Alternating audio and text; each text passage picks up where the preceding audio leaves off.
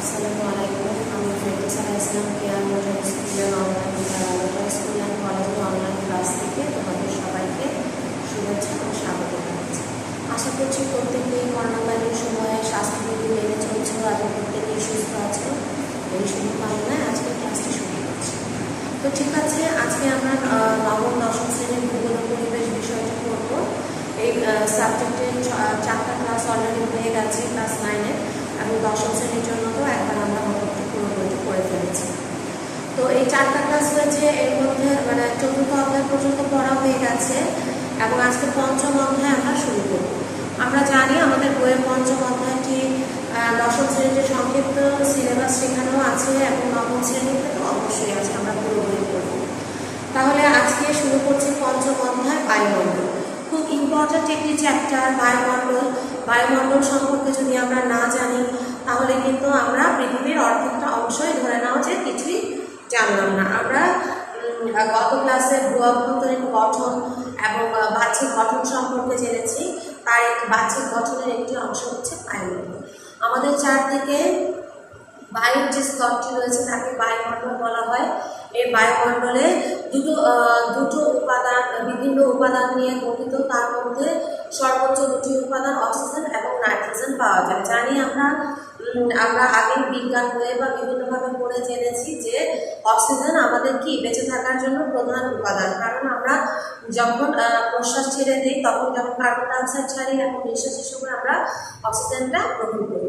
তাহলে প্রশ্বাস এবং নিঃশ্বাস দুটো ক্ষেত্রেই আমাদের অক্সিজেনের একটি ভূমিকা আছে। আমরা যে কার্বন ডাইঅক্সাইডটা ছাড়ছি নিঃশ্বাসে, সেটা কিন্তু আমাদের আবার উদ্ভিদের শরীরের জন্য খুবই প্রয়োজনীয় একটা উপাদানে পরিণত হচ্ছে। জানি, কারণ উদ্ভিদ তার সবুজ অংশের মাধ্যমে খাদ্য তৈরির ক্ষেত্রে সাধারণত কী ব্যবহার করে? কার্বন ডাইঅক্সাইড ব্যবহার করে।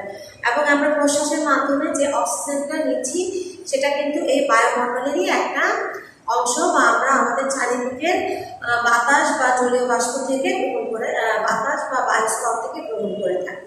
তাহলে আমি বোঝাতে পেরেছি নিশ্চয়ই তোমাদেরকে যে বায়ুমণ্ডলটা বা বায়ুস্তরটা আমাদের বা গ্যাসীয়, আমাদের চারিদিকের যে গ্যাসীয় মণ্ডলটি রয়েছে সেটা আমাদের জন্য কতটা ইম্পর্টেন্ট। আচ্ছা দেখো, বায়ুমণ্ডলের বা অ্যাটমসফিয়ার সম্পর্কে জানতে হলে আমাদেরকে প্রথমেই জানতে হবে বায়ুমণ্ডল কি। আমি একটু আগে বলেছি আমাদের চারিদিকে যে বায়ুর স্তর বা গ্যাসীয় আবরণ রয়েছে, যে গ্যাসীয় যে আবরণ রয়েছে তাকে বায়ুমণ্ডল বলা হয়। বায়ুমণ্ডল আমরা জানি অনেকগুলি উপাদান নিয়ে গঠিত। তার মধ্যে সবচেয়ে বেশি হচ্ছে অক্সিজেন এবং নাইট্রোজেন নিয়ে গঠিত। নাইট্রোজেনটা হচ্ছে সবচেয়ে বেশি 78.028 এবং 0.2, আর অক্সিজেনটা হচ্ছে অক্সিজেনের পরিমাণ বা উপাদানটির পরিমাণ হচ্ছে 20.77 অর্থাৎ 21%। তাহলে আমরা দুটো উপাদান সবচেয়ে বেশি দেখতে পাচ্ছি। এছাড়া আছে argon, carbon dioxide, carbon monoxide, তারপরে বিভিন্ন হিলিয়াম, নিষ্ক্রিয় গ্যাস, আর্গন, হিলিয়াম, তারপর ধুলোবালি অর্থাৎ ধুলোকণা ইত্যাদি রয়েছে। ওগুলোর পার্টিকেলস বা পরিমাণ খুবই অল্প পরিমাণে রয়েছে। তাহলে সর্বোচ্চ বেশি পরিমাণে রয়েছে নাইট্রোজেন এবং তারপরে রয়েছে অক্সিজেনের উপস্থিতি। আচ্ছা, তাহলে আমরা বায়ুমণ্ডলের উপাদান সম্পর্কে জানলাম। বায়ুমণ্ডলের 3টি স্তর রয়েছে। এই 3টি স্তর কি দেখো? ট্রপোমণ্ডল, স্ট্র্যাটোমণ্ডল এবং মেসোমণ্ডল। এই 3টি স্তর রয়েছে। এই 3টি স্তর সম্পর্কে যদি আমাদেরকে বর্ণনা করতে বলা হয় বা বলা হয় যে 3টি স্তর সম্পর্কে ব্যাখ্যা করো বা লিখো, তাহলে আমরা প্রথমেই কি করব? এই 3টি স্তরের ট্রপোমণ্ডলের প্রথমে পরিচিতি 2 লাইন আমরা লিখব। অর্থাৎ ট্রপোমণ্ডল কাকে বলে, ট্রপোমণ্ডল কোন ক্ষেত্রে বিশিষ্ট গুরুত্বপূর্ণ ভূমিকা পালন করে সেটা লিখব, এবং তারপরে তার কয়েকটি বৈশিষ্ট্য লিখব। এই জিনিসটা তোমরা বইয়ে পেয়ে যাবে। আমি তোমাদেরকে একটু বই থেকেই দেখিয়ে দিচ্ছি। দেখো, ট্রপোমণ্ডল, এই স্তরটি হচ্ছে ট্রপোমণ্ডল। এই স্তরটি হচ্ছে বায়ুর সবচেয়ে নিম্নের স্তর, ভূপৃষ্ঠের সঙ্গে লেগে আছে। মেঘ, বৃষ্টিপাত, বজ্রপাত, বায়ু প্রবাহ, ঝড়, তুষারপাত, শিশির, কুয়াশা সবকিছু এই স্তরে সংঘটিত হয়। ট্রপোমণ্ডলের যে শেষ অংশ অর্থাৎ উপরের দিকে যেখানে ট্রপোমণ্ডল শেষ হয়েছে তাকে বলা হচ্ছে ট্রপোবিরতি। ট্রপোবিরতি বা ট্রপোপজের উপর থেকে আবার স্ট্র্যাটোমণ্ডল শুরু হয়েছে। তাহলে ট্রপোমণ্ডলটা আমাদের জন্য খুবই গুরুত্বপূর্ণ। কেন গুরুত্বপূর্ণ? কারণ ট্রপোমণ্ডলে মেঘ, বৃষ্টি, কুয়াশা, তারপরে কুয়াশা, ঝড়, তুষারপাত, বায়ুপ্রবাহ সবকিছু এই ট্রপোমণ্ডলে সংঘটিত হয়। এবং ট্রপোমণ্ডল উপরের দিকে যে স্তরগুলো শেষ হচ্ছে তাকে বলা হয় ট্রপোবিরতি বা ট্রপোপজ। এই ট্রপোপজ অঞ্চলটি পরেই শুরু হয়েছে, জাস্ট এটার সাথে লেগেই শুরু হয়েছে স্ট্র্যাটোমণ্ডল। তাহলে ট্রপোমণ্ডলের উপর স্তরটি হচ্ছে স্ট্র্যাটোমণ্ডল। ট্রপোমণ্ডলের কিছু বৈশিষ্ট্য রয়েছে, এই বৈশিষ্ট্যগুলো সম্পর্কে আমরা একটু জানি। দেখো, ভূপৃষ্ঠ থেকে উচ্চতা বৃদ্ধির সঙ্গে সঙ্গে বায়ুর ঘনত্ব ও উষ্ণতা কমতে থাকে। কারণ আমরা জানি যে পর্বতারোহণের সময় যখন পর্বতারোহী উপরের দিকে ওঠে তখন যেমন তার অক্সিজেনের ঘনত্ব কমে, অর্থাৎ অক্সিজেন সাথে করে এক্সট্রা নিয়ে যেতে হয়, ঠিক সেরকমই কি করতে হয় আমরা জানি, সেখানেও একটু শীত অনুভূত হয়, অর্থাৎ তাপমাত্রা কমতে থাকে। তারপর উচ্চতা বৃদ্ধির ফলে বাতাসের গতিবেগ কিন্তু বেড়ে যায়। নিচের দিকের বাতাসে জলীয় বাষ্পের পরিমাণ বেশি, অর্থাৎ উপরের দিকে আস্তে আস্তে উঠলে জলীয় বাষ্পের পরিমাণ কমতে থাকে। তবে এই স্তরে ধূলিকণার পরিমাণ সবচেয়ে বেশি, কারণ এটা যেহেতু পৃথিবীর একদম লাগোয়া একটা স্তর, অর্থাৎ পৃথিবীর খুবই কাছের স্তর শুরু হয়েছে, এজন্য এতে ধূলিকণার পরিমাণ বেশি। এবং যে এর উচ্চতার বা এর উপরের অংশে ট্রপোবিরতি বা ট্রপোপজ অংশটি শুরু হয়। এই কয়টি হচ্ছে ট্রপোমণ্ডলের বৈশিষ্ট্য। এরপর আমরা স্ট্র্যাটোমণ্ডলে যাব। ট্রপোবিরতির উপরের দিকে, অর্থাৎ ট্রপোবিরতি বা ট্রপোপজ, আমি বলছি ট্রপোপজ বা ট্রপোবিরতির সাথে লাগোয়া যে অংশটি বা এর পরবর্তী স্তরটি হচ্ছে স্ট্র্যাটোমণ্ডল। এই স্ট্র্যাটোমণ্ডল ও মেসোমণ্ডলের মধ্যবর্তী স্থানে তাপমাত্রা স্থিতিস্থাপক থাকে। এরপরে স্ট্র্যাটোমণ্ডলের উপরের দিকে যেখানে তাপমাত্রা স্থিতি হয় তাকে বলা হয় স্ট্র্যাটোবিরতি বা স্ট্র্যাটোপজ। স্ট্র্যাটোপজের পরের থেকে আবার মেসোমণ্ডল শুরু হবে। ঠিক আছে, স্ট্র্যাটোমণ্ডলের বৈশিষ্ট্য কি? এই স্তরে ওজোন স্তরের পরিমাণ বেশি, অর্থাৎ এই ওজোন স্তর সূর্যের আলোর বেশিরভাগ অতিবেগুনি রশ্মি, যেটা আমাদের শরীরের জন্য ক্ষতিকর, আমাদের স্কিনের জন্য ক্ষতিকর, স্কিন ক্যান্সার নামক ভয়ঙ্কর রোগও হতে পারে এই যদি এই ওজোন স্তরটি না থাকে। এই ওজোন স্তর সবচেয়ে বেশি শোষণ করে নেয় কি শোষণ করে নেয়? ওজোন স্তরটায় অতিবেগুনি রশ্মিকে শোষণ করে নেয়। অতিবেগুনি রশ্মি যদি ওজোন স্তর না থাকতো, সরাসরি পৃথিবীতে আসতো, তাহলে মানুষের বিভিন্ন ধরনের রোগের প্রকোপ বেড়ে যেত। আচ্ছা, তাহলে আমরা বুঝতে পেরেছি স্ট্র্যাটোমণ্ডলের বা স্ট্র্যাটোস্ফিয়ারের গুরুত্বটা কতটা বেশি। এই স্তরের বায়ুতে অতি সূক্ষ্ম ধূলিকণা ছাড়া কোনো রকম জলীয় বাষ্প থাকে না, ফলে আবহাওয়া থেকে শান্ত ও শুষ্ক। ঝড় বৃষ্টি থাকে না বলে এই স্তরটিতে, ঝড় বৃষ্টি তাহলে কোথায় হয়? ট্রপোমণ্ডলে। স্ট্র্যাটোমণ্ডল শান্ত, এখানে কোনো ঝড় বৃষ্টি হয় না, এজন্য এখানে দেখা যায় যে জেট বিমানগুলি এই শান্ত আবহাওয়ার জন্য খুব নিরাপদে চলতে পারে। প্রায় 50 কিলোমিটার উচ্চতায় তাপমাত্রা পুনরায় হ্রাস পেতে শুরু করে। আচ্ছা, এই তিনটা গেল স্ট্র্যাটোমণ্ডলের বৈশিষ্ট্য। এরপর আমরা চলে যাব মেসোমণ্ডলে। দেখো, মেসোমণ্ডল হচ্ছে স্ট্র্যাটোবিরতি বা স্ট্র্যাটোপজ। এই স্ট্র্যাটোমণ্ডলের উপরের যে স্ট্র্যাটোপজ বা স্ট্র্যাটোবিরতি আছে, স্ট্র্যাটোবিরতির উপরের এই স্ট্র্যাটোবিরতির উপরে জাস্ট লাগোয়া যে স্তরটি সেটি হচ্ছে মেসোমণ্ডল। মেসোমণ্ডল দিয়ে শেষ হবে আবার মেসোপজ বা একদম শেষ পর্যায়ে। তো মেসোমণ্ডলের কিছু বৈশিষ্ট্য রয়েছে। এটি স্ট্র্যাটোপজ থেকে 80 কিলোমিটার পর্যন্ত এই মেসোমণ্ডলটি বিস্তৃত। এর দেখো, এই স্তরের ট্রপোমণ্ডলের মতোই উচ্চতা বাড়ার সঙ্গে সঙ্গে তাপমাত্রা কমতে থাকে। মহাকাশ থেকে যেসব উল্কা আমরা জানি যে উল্কাগুলি থাকে ঠান্ডা, যখন পৃথিবীর গরম আবহাওয়ার সাথে এসে সংঘর্ষ করে তখন সেগুলি পুড়ে ছাই ভস্ম হয়ে পৃথিবীর একটা অংশে পতিত হয়। তাহলে যে মণ্ডল থেকে এই উল্কাপিণ্ডগুলি আমাদের এই গরম আবহাওয়া বা ট্রপোমণ্ডলের কাছাকাছি চলে আসে, সেই স্তরটি হচ্ছে মেসোমণ্ডল। এই মেসোমণ্ডলের উল্কাগুলি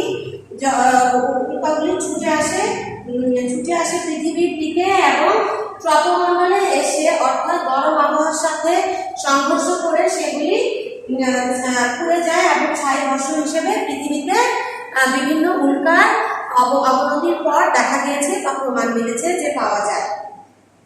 এরপরে সবার শেষে যে স্তরটি সেটি হচ্ছে তাপমণ্ডল বা মেসোবিরতি একটু আগে বলেছি। মেসোপজের উপরের মেসোমণ্ডলের উপরের অংশ বা মেসোস্ফিয়ারের উপরের অংশটা হচ্ছে মেসোপজ বা মেসোবিরতির উপরে প্রায় 50 কিলোমিটার পর্যন্ত বিস্তৃত বায়ুস্তরকে বলা হয় তাপমণ্ডল। এই মণ্ডলে বায়ুস্তর অত্যন্ত হালকা ও চাপহীন। তাপমণ্ডলের নিম্ন অক্ষাংশে আবার আয়নোস্ফিয়ার বা আয়নমণ্ডল অবস্থিত। তাপমণ্ডলের কিছু বৈশিষ্ট্য রয়েছে। দেখো, এই স্তরে বায়ুমণ্ডলের তাপমাত্রা অত্যন্ত দ্রুত হারে বৃদ্ধি পায়। তাপমণ্ডলের উপরের স্তরে তাপমাত্রার পরিমাণ প্রায় স্থির থাকে। তীব্র সৌর বিকিরণ, রঞ্জন রশ্মি, অতিবেগুনি রশ্মি সংঘাতী অংশে বায়ু আয়নযুক্ত হয়। আয়নযুক্ত কি আমরা যারা সায়েন্সে পড়ি তারা অবশ্যই জানি যে আয়নটা কি। যখন কোনো আমি আর্টসের যারা ভূগোল পড়ছো তাদের জন্য একটু বলে দিচ্ছি, যখন অণু পরমাণুতে কোনো পদার্থকে ভাঙা হয় এবং ভাঙা অংশটি যখন একটা পজিটিভ বা নেগেটিভ চার্জ যুক্ত হয় তখন সেটা আয়ন আকারে থাকে। এইটুকু জাস্ট বুঝলেই হবে।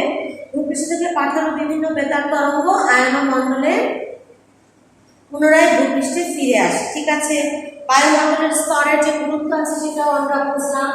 এটা পরীক্ষা অনেক সময় আসে যে বায়ু বিভিন্ন স্তরের গুরুত্ব লিখো। 6 নাম্বার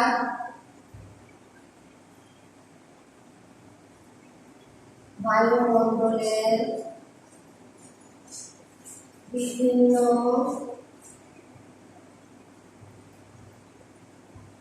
স্তরের গুরুত্ব লিখো। এটা অনেক সময় আসতে পারে। ঠিক আছে, এখন আমরা আবহাওয়া ও জলবায়ু সম্পর্কে একটু বোঝার চেষ্টা করি। আমরা আগে পড়েছি আবহাওয়া এবং জলবায়ু কি। প্রতিদিনের গড় অবস্থাকে বলা হয় আবহাওয়া, এবং প্রতিদিনের এই যে গড় অবস্থাটা এটা যদি প্রতিদিন না হয়ে কয়েক বছর এমনকি 15 থেকে 20 বছরের আবহাওয়ার যে গড় সেটাকে বলা হচ্ছে জলবায়ু। তাহলে আবহাওয়া একটা নির্দিষ্ট স্থানে অল্প সময়ের একটা বুলেটিন বা একটা পূর্বাভাস দিচ্ছে, এবং জলবায়ু একটা বিরাট অঞ্চলের বা বিরাট অংশের বেশি দিন বা বেশি সময়ের আবহাওয়ার গড় একটা আমাদেরকে পূর্বাভাস দিচ্ছে। তাহলে আবহাওয়া জলবায়ু নিয়ে আমরা বুঝলাম। আচ্ছা, জলবায়ুর কিছু নিয়ামক আছে যেগুলি দ্বারা আবহাওয়া এবং জলবায়ু পরিবর্তিত হচ্ছে। জলবায়ুর নিয়ামক সমূহ কি দেখো, আমি বলছি। দেখো, অক্ষাংশ লিখে রেখেছি এখানে। জলবায়ুর নিয়ামক সমূহ হচ্ছে অক্ষাংশ। আমরা আগে পড়েছি যে একটি অক্ষরেখা থেকে যখন কৌণিক দূরত্ব পরিমাপ করা হয় তাকে বলা হয় অক্ষাংশ। অর্থাৎ অক্ষাংশ যখন উপরের দিকে যায় তখন কি হয়, তাপমাত্রা অক্ষাংশের উপরের দিকে তাপমাত্রা কমতে থাকে, এবং জলবায়ুর উপরে এর একটা প্রভাব অবশ্যই আছে। বা নিরক্ষরেখা থেকে যখন উত্তর দক্ষিণে যাওয়া হয় সূর্য কিরণ তখন কি হয়, তীর্যকভাবে পড়তে থাকে। এর ফলে উত্তর ও দক্ষিণ উভয় মেরুর দিকে কি হয়, তাপমাত্রা কমতে থাকে। আমরা জানি যে আমাদের পৃথিবীর উত্তর এবং দক্ষিণে উত্তর মেরু দক্ষিণ মেরু অবস্থিত, যেখানে অক্ষাংশ বৃদ্ধির সাথে সাথে তাপমাত্রা কি হয়েছে, অনেক কমে গিয়েছে, এবং যার ফলে ওই দুটি জায়গায় মেরু অঞ্চলে কি বিরাজ করছে, প্রচন্ড শীত বিরাজ করে, এবং 0 ডিগ্রি সেলসিয়াসের কাছাকাছি তাপমাত্রা থাকার কারণে অনেক সময় নিচেও নেমে যায়, মাইনাসেও চলে যায়, যার ফলে সবসময় বরফাচ্ছন্ন থাকে উচ্চতা। সমুদ্র সমতল থেকে যতই উপরে উঠা যায় ততই বায়ুমণ্ডলের তাপমাত্রার পরিমাণ কি হয়, হ্রাস পেতে থাকে। একই অক্ষাংশে অবস্থিত হওয়ার কারণে দেখো তারপরেও জলবায়ুর ভিন্নতা দেখা যায়। দিনাজপুর ও শিলং একই অবস্থানে হওয়া সত্ত্বেও উচ্চতার তারতম্যের জন্য দিনাজপুর এবং শিলংয়ের জলবায়ুর তারতম্য আছে আমরা জানি। তারপর সমুদ্র থেকে দূরত্ব, সমুদ্রের কাছাকাছি অঞ্চলে সাধারণত সমভাবাপন্ন আবহাওয়া দেখা যায়। তার একমাত্র কারণ হচ্ছে সমুদ্রের জলীয় বাষ্পের কারণে। আবার সমুদ্র থেকে যদি অতি দূরে অবস্থান হয় তাহলে বৃষ্টিপাত কম হয় এবং জলবায়ুর পরিবর্তনটি লক্ষ্য করা যায় সহজে। বায়ু প্রবাহের ক্ষেত্রে দেখা যায় বায়ু প্রবাহ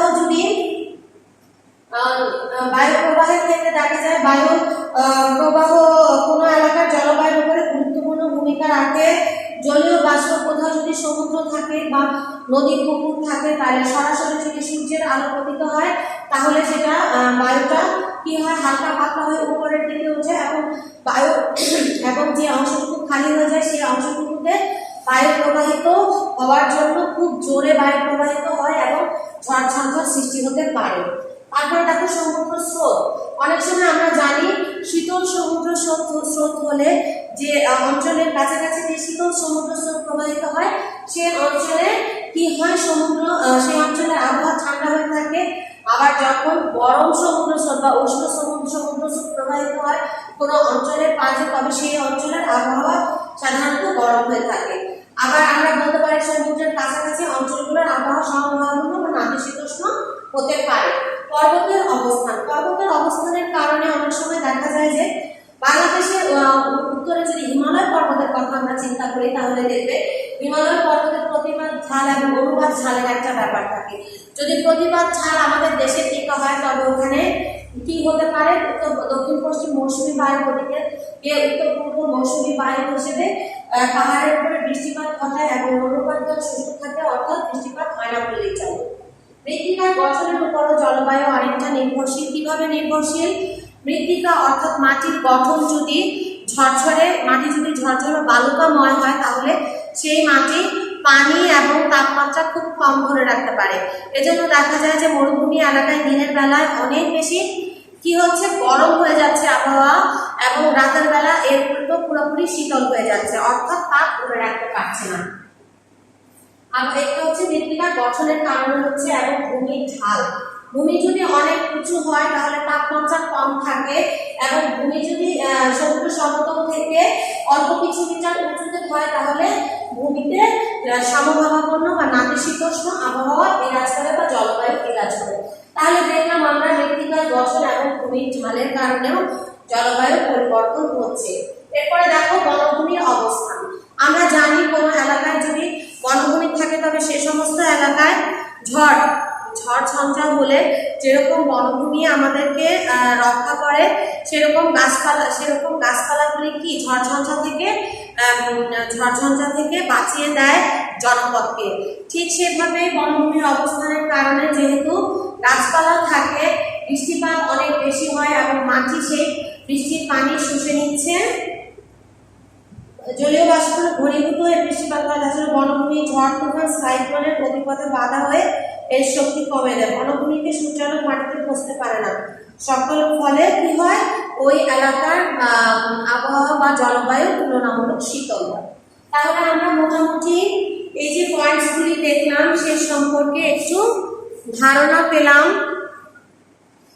আচ্ছা, আজকে এই পর্যন্তই, আর আমরা আলাদা না, তবে এইটুকু সম্পর্কে আরেকটু রিভিউ করে দিচ্ছি। দেখো, প্রথমে আমরা দেখব চ্যাপ্টারে বায়ুমণ্ডল কি, আমাদের চারিদিকে যে গ্যাসীয় মণ্ডল রয়েছে বা গ্যাসীয় আবরণ রয়েছে তাকে বায়ুমণ্ডল বলে। বায়ুমণ্ডলের উপাদান বইয়ে দেখবে 7-8টি আছে, তার মধ্যে সবচেয়ে বেশি আছে নাইট্রোজেন এবং তারপরে আছে অক্সিজেনের অবস্থান।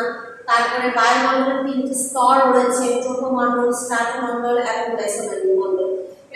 এটা হচ্ছে সবচেয়ে পৃথিবীর সবচেয়ে কাছাকাছি নিচের মণ্ডলটি। এর ট্রপোপজ বা ট্রপোবিরতির পরে শুরু হচ্ছে স্ট্র্যাটোমণ্ডল, স্ট্র্যাটোপজ বা স্ট্র্যাটোবিরতির পরে শুরু হচ্ছে মেসোমণ্ডল এবং আরেকটি স্তর রয়েছে থার্মোস্ফিয়ার পরিবেশ দিকে এবং আরেকটি স্তর এক্সোস্ফিয়ার। আচ্ছা, আর আমরা ট্রপোমণ্ডলের একটি বিষয় জেনেছি, কি প্রধান যে বৈশিষ্ট্যটি ট্রপোমণ্ডলের, সেটি হচ্ছে এই মণ্ডলে রয়েছে আমাদের ঝড় ঝঞ্ঝা, তারপর বায়ু প্রবাহ, বৃষ্টিপাত, মেঘ, এই সব কিছু এই ট্রপোমণ্ডলে সংঘটিত হয়। তাহলে ট্রপোমণ্ডলটি কতটা গুরুত্বপূর্ণ আমরা জানতে পারলাম এবং সবচেয়ে বেশি ধূলিকণার পরিমাণ এই ট্রপোমণ্ডলে পাওয়া যায়। স্ট্র্যাটোমণ্ডলে কিন্তু ট্রপোমণ্ডলের মতো এতটা ধূলিকণা নাই, তবে এখানে জলীয় বাষ্পের পরিমাণ তুলনামূলক বেশি। আর স্ট্র্যাটোমণ্ডলে আরেকটি স্তর রয়েছে ওজোন স্তর, যে স্তরটি আমাদের সূর্যের অতিবেগুনি রশ্মি থেকে আমাদেরকে রক্ষা করে। অতিবেগুনি রশ্মির কারণে আমরা জানি বিভিন্ন ধরনের আমাদের স্কিন ডিজিজ, ক্যান্সার এগুলি হতে পারে। তাহলে স্ট্র্যাটোমণ্ডল আমাদের জন্য অনেক গুরুত্বপূর্ণ একটি মণ্ডল এবং স্ট্র্যাটোমণ্ডল কি শান্ত, এখানে ঝড় ঝঞ্ঝা ট্রপোমণ্ডলের মতো নেই বা বৃষ্টিপাত মেঘ নাই। এই জন্য স্ট্র্যাটোমণ্ডলে কি হয়, জেট চলার জন্য এই স্তরটি খুব গুরুত্বপূর্ণ। এরপরে চলে যাব আমরা মেসোমন্ডল বা মেসোস্ফিয়ার। তাহলে স্ট্র্যাটোপজ বা স্ট্র্যাটোবিরতির পরে যে মন্ডলটি রয়েছে সেটি হচ্ছে মেসোপজ বা মেসোমন্ডল। সেই মেসোমন্ডলেও তাপমাত্রা আস্তে আস্তে কমতে থাকে। আচ্ছা, তারপরে মেসোপজের পরে হবে থার্মোমন্ডল, থার্মোস্ফিয়ার বা তাপমন্ডল। তাপমন্ডলে আমরা জানি তাপমাত্রা আস্তে আস্তে কি বৃদ্ধি পেতে থাকে। এবং এক্সোস্ফিয়ার সম্পর্কে বইয়ে দেওয়া আছে, পড়ে নেবেন। আবহাওয়া ও জলবায়ু কি? আবহাওয়া হচ্ছে একটি নির্দিষ্ট স্থানে প্রতিদিনের যে অবস্থাটা আমরা ব্যাখ্যা করতে পারি বা বলতে পারি সেটা হচ্ছে আবহাওয়া। আর জলবায়ু হচ্ছে 15 থেকে 20 বছরের আবহাওয়ার গড় অবস্থা। তাহলে সহজেই অনুমান করতে পারছো আবহাওয়া এবং জলবায়ু কি, এবং এই দুটার পার্থক্য ইনশাআল্লাহ 4-5টা বই পড়লে লিখতে পারবে। জলবায়ুর নিয়ামক সমূহ, আমরা এখানে জলবায়ু কোন কোন উপাদান বা কোন কোন নিয়ামক দ্বারা সংঘটিত হয় সেগুলি বলতে পারছি। দেখো, জলবায়ুর নিয়ামক সমূহ হচ্ছে অক্ষাংশের উচ্চতার উপর ভিত্তি করে জলবায়ু চেঞ্জ হয়। তারপর উচ্চতা, সমুদ্র থেকে দূরত্ব, বায়ু প্রবাহ, সমুদ্র স্রোত, পর্বতের অবস্থান, মৃত্তিকার গঠন, ভূমির ঢাল এবং বনভূমির অবস্থানের উপর আমরা দেখছি জলবায়ু পরিবর্তন হচ্ছে। কাজে এগুলি জলবায়ু পরিবর্তনের নিয়ম। অনেক সময় এগুলি কিন্তু আসে। এই জলবায়ু কয়েকটি পরিবর্তনের নিয়ামকগুলি লিখো বা কিছু ব্যাখ্যা করো। আশা করছি ক্লাসটি যারা মনোযোগ দিয়ে শুনেছ ইনশাআল্লাহ বুঝতে পারবে, কোনো সমস্যা নাই। সকলকে ধন্যবাদ, আজ এই পর্যন্ত।